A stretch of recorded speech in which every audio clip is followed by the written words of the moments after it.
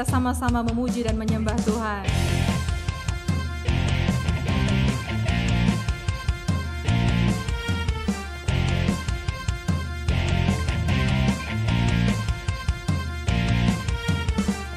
Terpujilah nama-Mu Tuhan, kuat dan penuh kemuliaan. Satu suara kami nyatakan, kebesaran-Mu tetap selamanya. Terpujilah nama-Mu Tuhan, ajaib dan penuh keagungan. Satu hati kami nyatakan, kerajaan-Mu kekal selamanya. Oh, oh, Engkaulah Raja atas dunia, yang menghancurkan kutuk dan membebaskan jiwa. Kami bersorak, bertepuk tangan. Engkau Tuhan berjaya dan memerintah untuk selamanya. Terpujilah nama-Mu Tuhan, ajaib dan penuh keagungan. Satu hati kami nyatakan, kerajaan-Mu tetap selamanya. Oh, oh, Engkaulah Raja atas dunia, yang menghancurkan kutuk dan membebaskan jiwa. Kami bersorak, bertepuk tangan. Engkau Tuhan berjaya dan memerintah untuk. Engkaulah Raja atas dunia, yang menghancurkan kutuk dan membebaskan jiwa. Engkaulah Raja atas dunia, yang menghancurkan kutuk dan membebaskan jiwa. Kami bersorak, bertepuk tangan. Engkau Tuhan berjaya dan memerintah untuk. Engkaulah Raja atas dunia, yang menghancurkan kutuk dan membebaskan jiwa. Kami bersorak, bertepuk tangan. Engkau Tuhan berjaya dan memerintah untuk selamanya.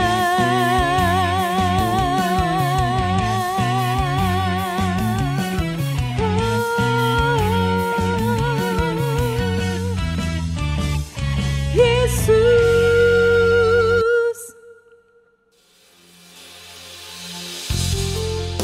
Kita tetap memuji dan menyembah Tuhan.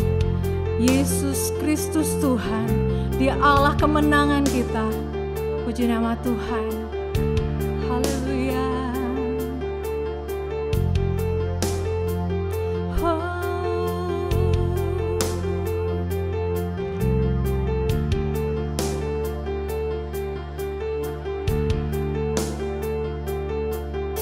Ku pandang kemuliaan-Mu, Imam besar Maha Agung. Kaulah pemilik hidupku, Yesus Kristus Tuhan.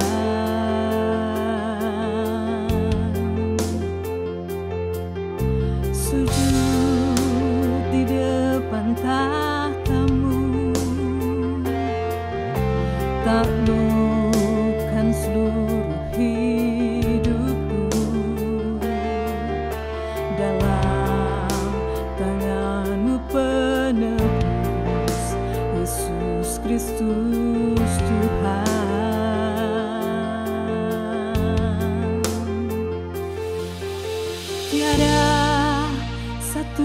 pun yang luput dari kasih-Mu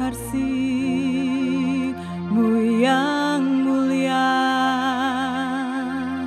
Bagimu segala pujian, hormat, kemuliaan.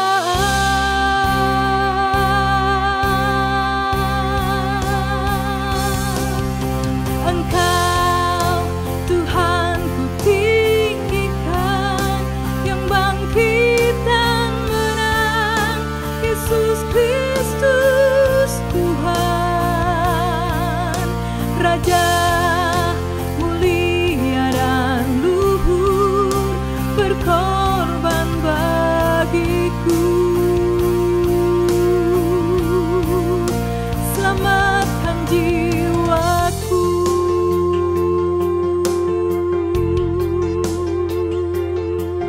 Haleluya.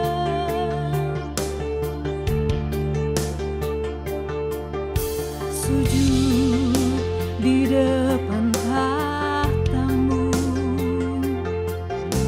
taklukkan seluruh hidupku. Dalam tangan-Mu penebus, Yesus Kristus Tuhan.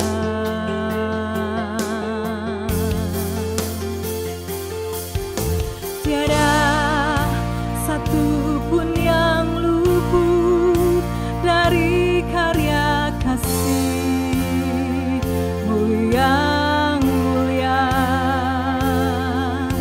Bagimu segala pujian, hormat, kemuliaan.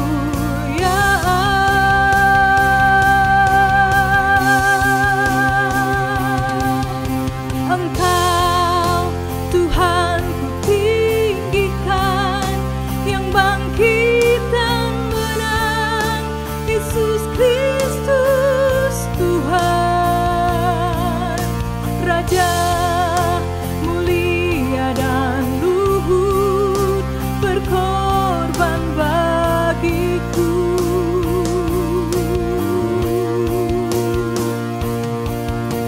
Maka jiwaku memuja, menyembah Sang Raja, Yesus Kristus Tuhan. Kekal sempurna kuasa-Mu, agunglah karya-Mu, Yesus Kristus Tuhan.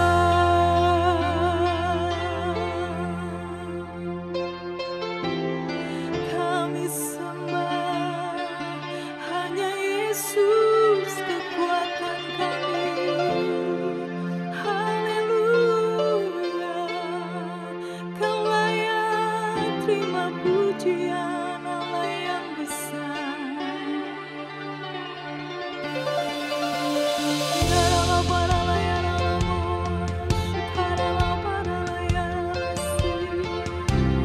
Terima kasih Yesus Kristus Tuhan.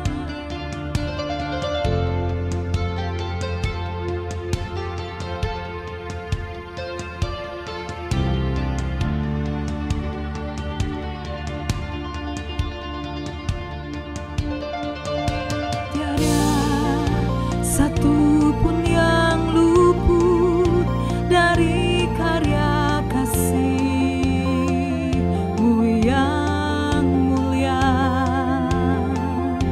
Bagimu segala pujian, hormat, kemuliaan.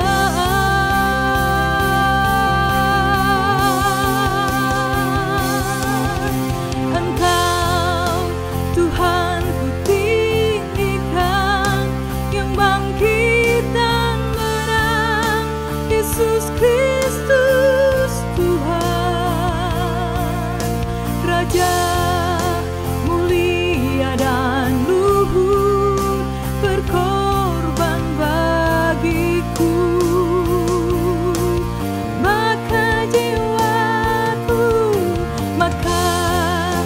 jiwaku memuja, menyembah Sang Raja, Yesus Kristus Tuhan. Kekal sempurna kuasa-Mu, agunglah karya-Mu. Yesus Kristus Tuhan.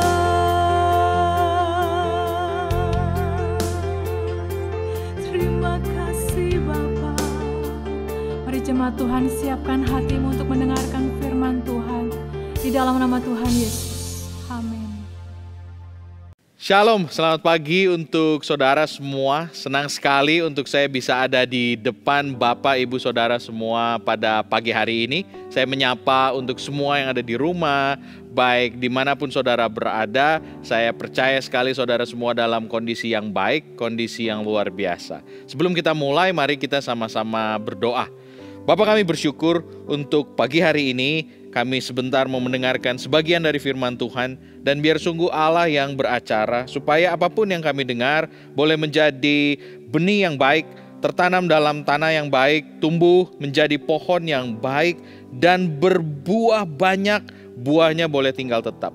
Terima kasih Tuhan, kami serahkan ke depan, waktu-waktu ke depan, ke dalam tangan Tuhan, di dalam nama Yesus. Semua yang percaya bilang, amin. Terima kasih untuk Bapak Pendeta Kusma, Bapak Pendeta Adi, dan seluruh staf gembala di GPPI Gloria.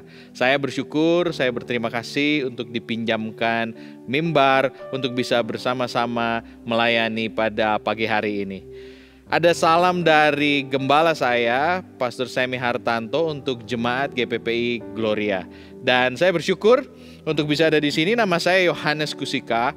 Ini adalah istri saya, Rika, dan kemudian ada anak saya umurnya baru 1 tahun 9 bulan namanya Amy. Kami bertiga melayani di sebuah gereja namanya IFGF Bandung.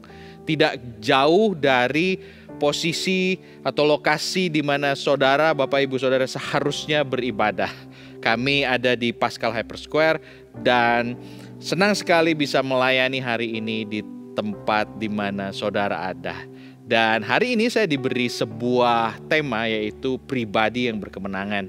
Saya ingin mengajak Bapak Ibu Saudara semua untuk membaca sebuah cerita di Galatia 4 tentang Abraham. Mari kita sama-sama baca Galatia 4 ayat yang ke-21. Katakanlah kepadaku, hai kamu yang mau hidup di bawah hukum Taurat.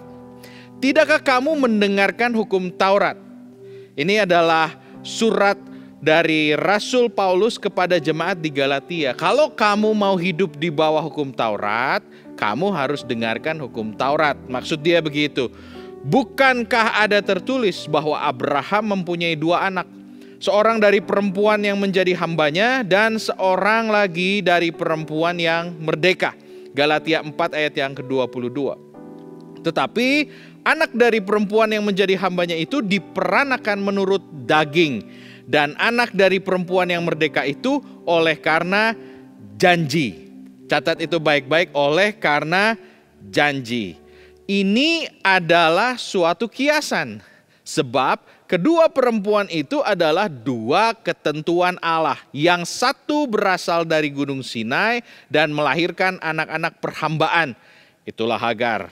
Hagar ialah Gunung Sinai di tanah Arab. Dan ia sama dengan Yerusalem yang sekarang. Karena ia hidup dalam perhambaan dengan anak-anaknya. Tetapi Yerusalem surgawi adalah perempuan yang merdeka. Dan ialah ibu kita. Karena ada tertulis, bersukacitalah, hai si mandul yang tidak pernah melahirkan. Bergembira dan bersorak-sorailah, hai engkau yang tidak pernah menderita sakit bersalin. Sebab yang ditinggalkan suaminya akan mempunyai lebih banyak anak daripada yang bersuami. 26 dan 27. Saya teruskan dulu. Dan kamu saudara-saudara, kamu sama seperti Ishak, yang adalah anak-anak janji. Tetapi seperti dahulu, dia yang diperanakan menurut daging menganiaya yang diperanakan menurut roh. Demikian juga sekarang ini. Tetapi apa kata nas kitab suci?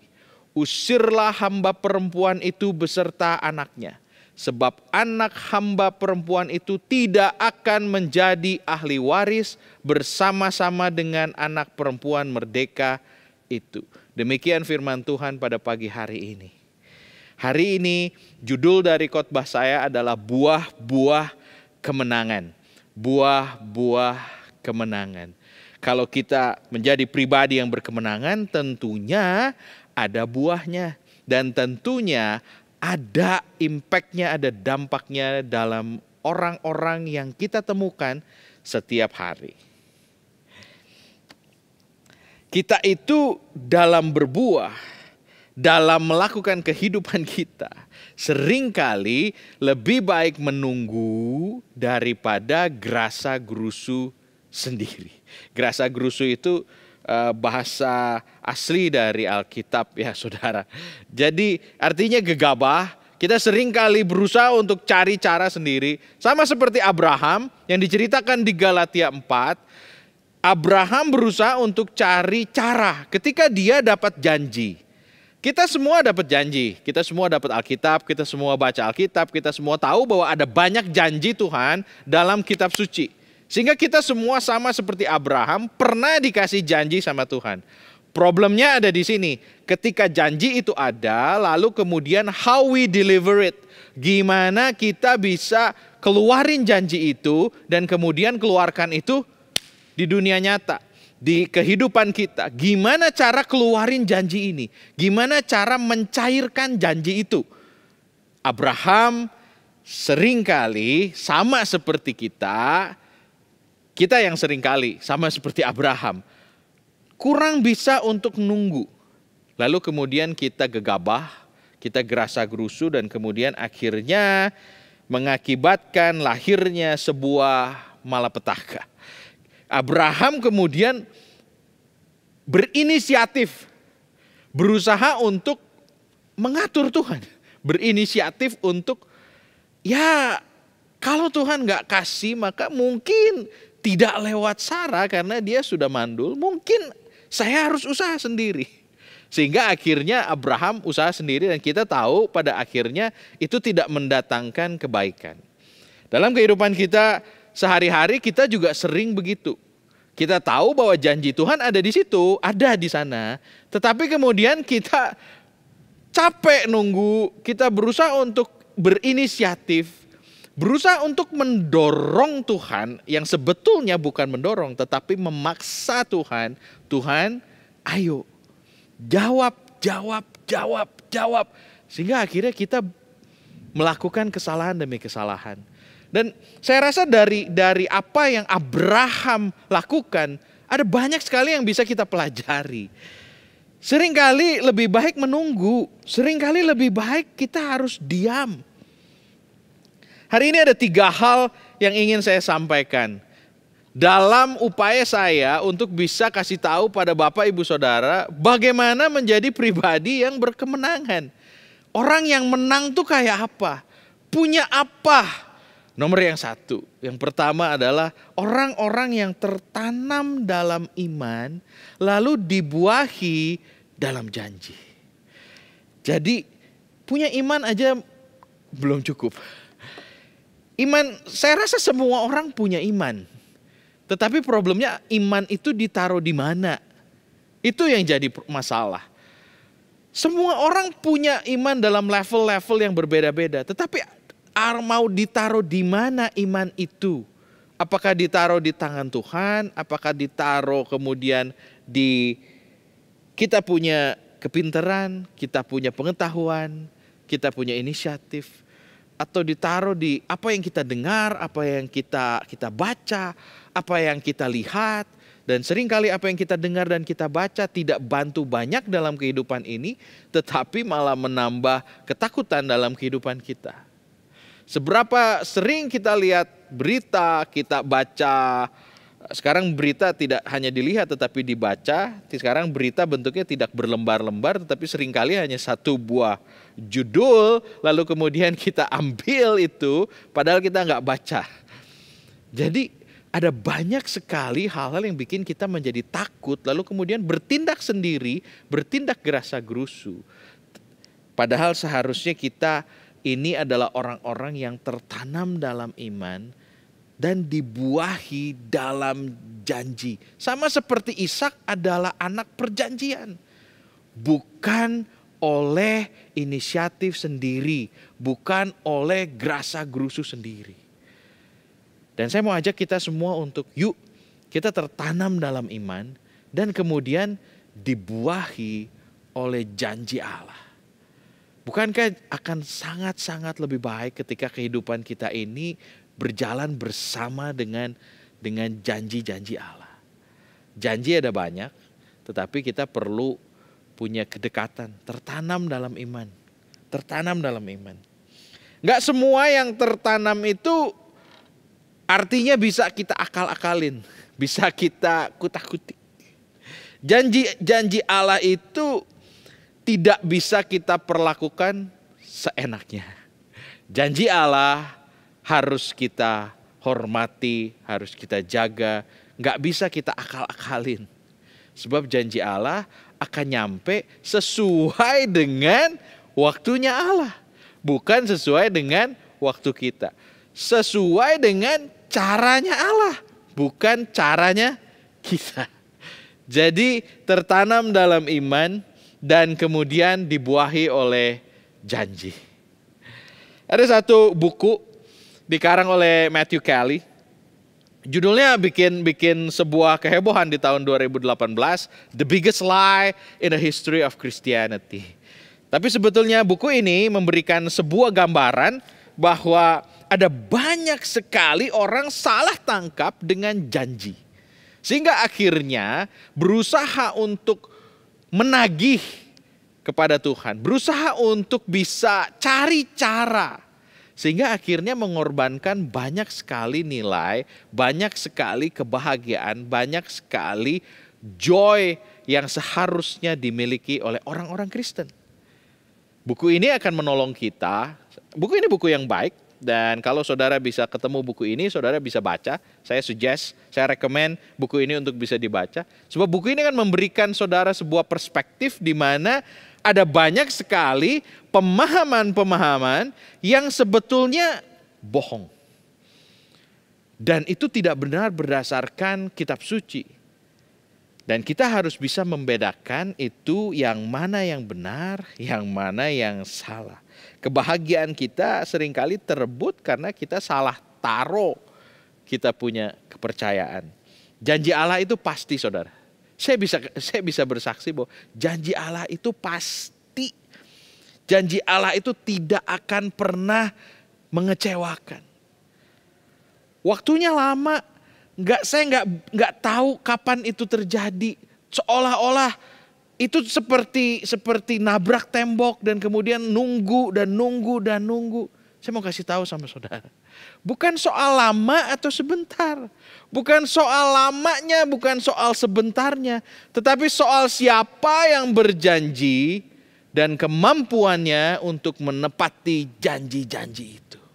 Amin. Allah kita adalah Allah yang terbukti tidak pernah melanggar janjinya. Karena itu kita perlu tahu dan menyadari bahwa Allah kita itu pasti menepati janji. Tapi dalam aturan waktunya Allah sendiri. Bukan dengan cara kita untuk rancang ini dan rancang itu. Amin.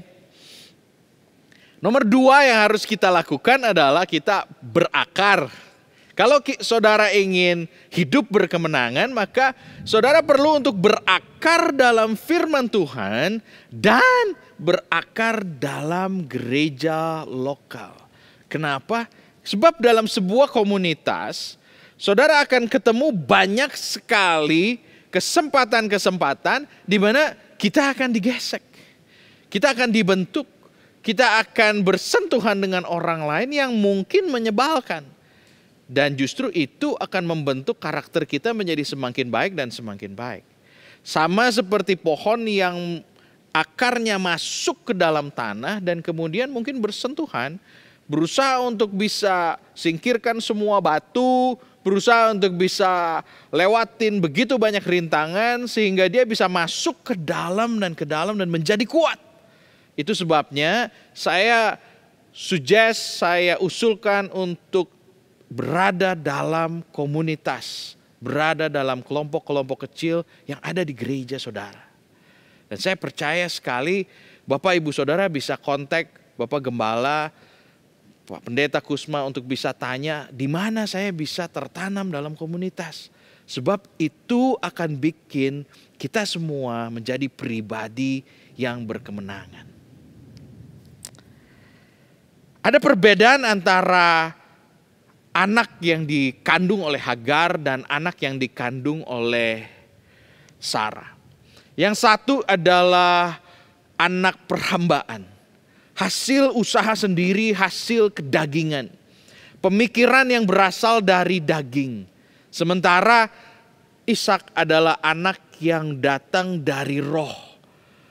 Yang menunggu walaupun kondisinya tidak mungkin, walaupun dalam situasi yang sangat rumit, walaupun dalam kondisi yang impossible untuk manusia, tidak mungkin secara manusia, tetapi ternyata Tuhan punya rencana yang lain. Sehingga saya bisa lihat di sini ada di mana kita bisa tahu kita ini Hagar atau kita ini Sarah. Apakah kehidupan kita ini punya karakternya Hagar atau karakternya Sarah? Yang bisa kita lihat adalah kita bisa lihat itu dari serving, lewat melayani. Kalau kita melayani orang, kalau kita volunteering, kalau kita melayani serving, maka satu-satunya cara manusia menajamkan sesamanya adalah lewat melayani sesamanya. Dan saya rasa ini cukup masuk akal untuk Bapak Ibu Saudara. Jadi saya akan ulangi sekali lagi, satu-satunya cara manusia menajamkan sesamanya adalah lewat melayani. Lewat care group, lewat komsel, lewat komunitas kecil, apakah bisa? Bisa, tetapi tidak banyak. Tetapi kalau lewat melayani, kita akan mulai ketemu dengan kekurangan orang lain. Kita akan ketemu dengan ketidakbisaan orang lain. Kita mulai ketemu dengan banyak sekali hal-hal yang tidak sama dengan apa yang kita harapkan. Sama seperti akar pohon yang masuk ke dalam tanah, dia menemukan banyak sekali hal-hal yang menghalangi dia. Dan sebetulnya itu membentuk akar pohon itu menjadi besar, menjadi kuat, dan kemudian mampu untuk menerobos jauh ke dalam dan lebih ke dalam dan lebih ke dalam. Kalau kita bisa melayani orang lain, kita akan jadi pribadi yang lebih baik. Menjadi pribadi yang menang atas kehidupan kita satu lagi. Ketemu orang yang mungkin menyebalkan, kita akan bisa menghadapinya dengan lebih baik, dan lebih baik. Haleluya. Dan saya percaya bahwa apa yang kita usahakan ketika kita mulai menajamkan sesama kita, ketika kita mulai melayani sesama kita, itu juga menajamkan kehidupan kita. Menjadikan kita pribadi yang semakin baik. Yang ketiga yang bisa kita usahakan bersama-sama. Yang ketiga adalah bersedia untuk dibentuk tanpa syarat. Bersedia untuk bisa dibentuk tanpa syarat. Bersedia untuk memberikan kehidupan kita sama seperti pohon. Kalau dari tadi saya bicara tentang pohon, sama seperti pohon, ada sebuah gambar yang saudara bisa lihat. Ini adalah gambar pohon yang sedang digunting. Dalam dunia perpohonan ada sebuah kata yang artinya pruning, dibersihkan, pruning, sedang dibersihkan. Sesuatu yang mati, yang kotor, yang tidak seharusnya ada di pohon itu kemudian dipotong lalu kemudian dibuang. Ada banyak sekali bagian-bagian yang kemudian dipotong lalu kemudian dibuang. Dalam kehidupan kita kita juga harus memberikan bagian-bagian yang tidak baik dari kehidupan kita untuk bisa dipotong. Potong lalu kemudian dibuang. Sama seperti apa yang tertulis di teks yang kita baca. Yang harus kita bikin pada Hagar adalah dia dibuang. Segala sesuatu yang dilahirkan daging itu kemudian harus kita buang jauh-jauh. Segala sesuatu yang datang dari pemikiran, datang dari usaha kita untuk paksa Tuhan itu harus dibuang jauh-jauh. Di-pruning, dibersihkan. Supaya kemudian kehidupan kita menjadi murni. Kehidupan kita menjadi pohon yang baik. Semua hal yang buruk bisa dipotong. Apa enak? Ya enggak enak. Kalau ada orang yang nyamperin kita, lalu kemudian kasih tahu, saya pikir kayaknya kamu perlu berubah. Karena saya rasa kayaknya kamu kurang dalam hal ini. Hal pertama yang akan saya ambil dari orang itu adalah, wow, hello. Kenapa nggak urusin diri sendiri? Kenapa harus urusin orang lain? Gitu kan ya? Saya rasa sebagian besar dari kita juga akan berpendapat yang sama. Kenapa harus urusin saya? Kenapa kamu nggak urusin aja kehidupan kamu? Tetapi sebetulnya kalau kita punya teman-teman, pikirkan baik-baik. Kita punya teman-teman, orang-orang yang nggak punya agenda apa-apa dalam kehidupan kita, yang tiba-tiba bisa ngomong begitu, seharusnya kita dengar baik-baik. Sebab dia meresikokan hal yang besar sekali. Dia meresikokan pertemanan, dia meresikokan hubungan yang bisa rusak hanya karena dia sayang sama kita.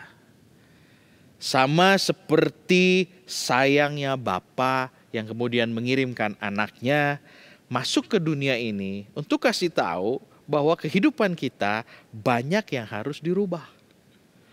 Waktu Yesus datang, dia kasih tahu pada kita banyak hal yang harus kita rubah. Tetapi banyak dari kita yang tersinggung, banyak dari kita yang tidak suka dengan itu. Lalu kemudian kita memilih untuk, saya nggak mau ikut. Bukankah itu yang terjadi dalam kehidupan kita? Bukankah itu yang terjadi pada Abraham? Dan saya rasa Paulus mengirimkan surat ini pada Galatia, pada jemaat di Galatia untuk bisa kasih tahu sama jemaat di Galatia untuk jangan melakukan kesalahan yang sama seperti yang Abraham lakukan.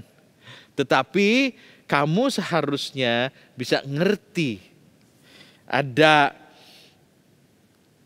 pribadi yang menang adalah pribadi yang melepaskan aku dan mengenakan Yesus. Pribadi yang menang adalah pribadi yang melepaskan aku dan mengenakan Yesus.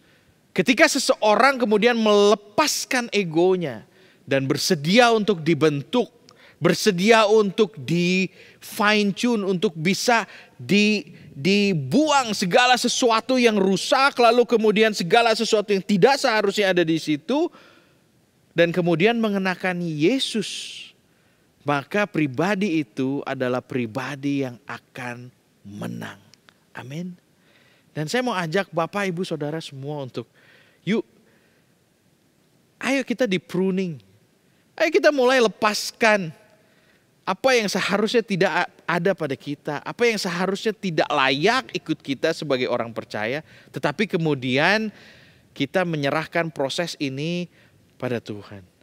Saya pastikan pada Bapak, Ibu, Saudara semua bahwa proses ini tidak akan enak. Dan proses ini akan sangat-sangat menyakitkan.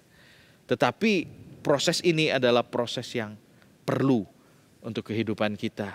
Kalau kita ingin menjadi pribadi yang berkemenangan. Kesimpulan dari apa yang kita baca dalam teks di Galatia 4 sampai ayat yang ke-30 tadi. Itu sebetulnya ada di Galatia 5.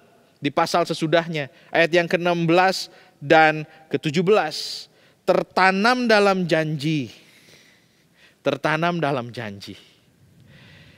Galatia 5, 16 yang ke-17. Maksudku ialah hiduplah oleh roh. Maka kamu tidak akan menuruti keinginan daging. Kalau kita hidup oleh roh, maka kita akan tertanam dalam janji itu. Hiduplah oleh roh. Kamu tidak akan menuruti keinginan daging kalau kita hidup oleh roh.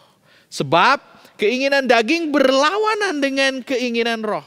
Dan keinginan roh berlawanan dengan keinginan daging. Karena keduanya bertentangan sehingga kamu setiap kali tidak melakukan yang kamu kehendaki. Yang kita kehendaki apa? Hidup oleh roh. Gak ada satu orang pun di dunia ini yang punya keinginan untuk hidup dalam daging. Gak ada. Kalau dia on the right mind, kalau dia sadar, seharusnya semua orang ingin hidup oleh roh yang kamu kehendaki. Tetapi seringkali kita ini terlalu lemah rohnya sehingga kalah oleh daging. Gimana caranya bikin roh itu kuat? Bikin roh itu kuat adalah tertanam dalam janji. Balik lagi, berakar dalam komunitas. Lalu kemudian bersedia untuk dibentuk. Itu adalah 3 hal yang perlu kita bangun dalam kehidupan kita supaya kita bisa hidup oleh roh. Supaya roh kita kuat. Gimana caranya roh kita kuat? Ya harus dikasih makan dong. Kalau pengen rohnya kuat ya dikasih makan dong. Baca firman dong tiap hari. Berdoa tiap hari. Baca kitab suci. Doa tiap hari. Dari sekolah minggu udah dikasih tahu. Harusnya kita hidup oleh roh. Tetapi karena keinginan itu berlawanan. Dan kemudian seringkali kita kalah oleh daging. Maka kemudian hidup kita jadi hidup yang seperti Hagar dalam perhambaan. Untuk menjadi pribadi yang menang tentunya butuh sebuah usaha, Bapak Ibu Saudara. Tentunya butuh kita untuk bisa menjadi kuat.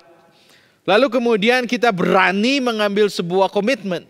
Berani untuk kemudian berusaha mempertahankan komitmen itu apapun yang terjadi. Apakah kemudian kita tidak pernah jatuh, tidak pernah terpeleset? Saya rasa bukan masalah jatuh dan terpeleset, tetapi masalah bangun kembali dan kemudian tetap dalam komitmen itu. Sebab untuk menjadi menang itu tidak bisa soal sekali, tetapi soal terus-terusan. Kita baru saja lihat kemarin ada banyak sekali pertandingan lewat PON ya di Papua. Mereka bertanding bukan karena latihan 1 hari. Mereka yang bertanding adalah para atlet yang berlatih sepanjang hidup mereka. Ada yang mulai dari umur 6 tahun, ada yang mulai dari umur 8 tahun, ada yang mulai dari bahkan mengorbankan sekolah, mengorbankan kehidupan mereka. Untuk mereka bisa betul-betul menjadi atlet yang tangguh. Sama seperti kehidupan kita, kalau saudara ingin menang, ada proses yang harus dilakukan. Ada proses yang harus kita kerjakan. Tertanam dalam janji. Berakar dalam komunitas. Dan bersedia untuk dibentuk. 3 poin ini saya harapkan bisa masuk dalam kehidupan Bapak Ibu Saudara pada pagi hari ini. Ada satu gambar. Ini adalah gambar sebuah anak panah yang ada dalam target atau sasaran. Dan saya mau kasih tahu ada satu kata dalam Alkitab kita. Yang dalam bahasa aslinya adalah hamartia. Hamartia. Ini adalah asal kata dari dosa. Dosa asal kata dari bahasa aslinya adalah hamartia. Hamartia itu arti sebetulnya adalah missing the target. Nggak kena sasaran. Lewat dari lubang yang di tengah itu. Nggak kena sasaran. Itu adalah hamartia.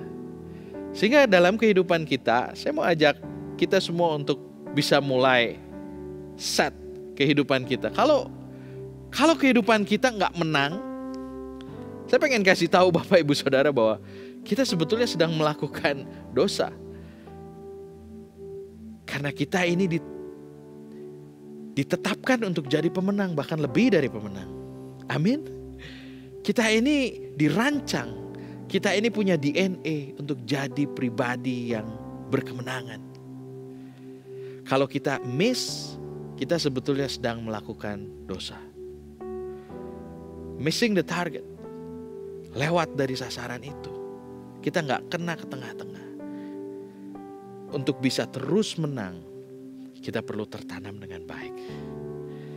Berakar dalam komunitas yang baik. Dan punya karakter yang siap dibentuk apapun yang terjadi. Amin Bapak Ibu. Saya mau tutup dengan ini. Menang tidak selalu tentang tujuan. Menang itu lebih tentang proses. Menjadi pribadi yang berkemenangan itu bukan tujuan. Tetapi menjadi pribadi yang berkemenangan itu tentang proses. Day by day, hari demi hari. Bangun pagi, apakah saya hari ini menang? Dan kemudian bangun pagi saya akan baca sebagian dari firman Tuhan. Apakah hari ini saya akan menang ketika saya bangun pagi dan saya akan mulai memberikan waktu yang terbaik untuk saya berdoa? Apakah saya akan menang hari ini ketika saya harus memilih antara berkata jujur dengan memberikan sedikit yang tidak jujur untuk bisa lewatin hari ini dengan lebih untung? Apakah saya akan menang ketika ada banyak ujian dalam hari itu di mana membuktikan kita ini orang-orang Kristen yang hanya hari Minggu atau orang Kristen setiap hari? Dan saya tahu Bapak Ibu Saudara ngerti maksud dari apa yang saya sampaikan hari ini. Mari kita sama-sama belajar. Mari kita sama-sama berjalan bersama dengan Kristus untuk kemudian menjadi pribadi yang berkemenangan. Amin. Saya harap buah-buah dari kemenangan itu bisa kita dapat. Dan saya berdoa untuk jemaat di GPPI Gloria, untuk semua bisa hidup dalam kemenangan-kemenangan. Amin. Mari kita tundukkan kepala kita. Saya mau berdoa untuk saudara. Bapa, kami bersyukur untuk pagi hari ini, untuk ibadah, untuk firman yang kami dengar. Dan kami minta biar Tuhan jadikan ini rema dalam setiap kehidupan kami. Jadikan kami semua orang-orang yang terus menang hari demi hari, kasus demi kasus, pagi demi pagi, malam demi malam, supaya kami bisa terus semakin hari diubahkan menjadi pribadi yang lebih baik, supaya kami bisa melepaskan keakuan kami dan mengenakan Kristus. Jadikan kami orang-orang yang kuat, yang sanggup untuk memegang komitmen dengan baik. Kami serahkan waktu-waktu ibadah kami ke depan ke dalam tangan Tuhan. Dan biar semua yang mendengarkan pada pagi hari ini boleh terus naik, tidak akan pernah turun. Jadi kepala dan bukan jadi ekor. Dan apapun yang sedang dikerjakan boleh berhasil dan menang di dalam nama Yesus. Amin. Tuhan berkati GPPI Gloria.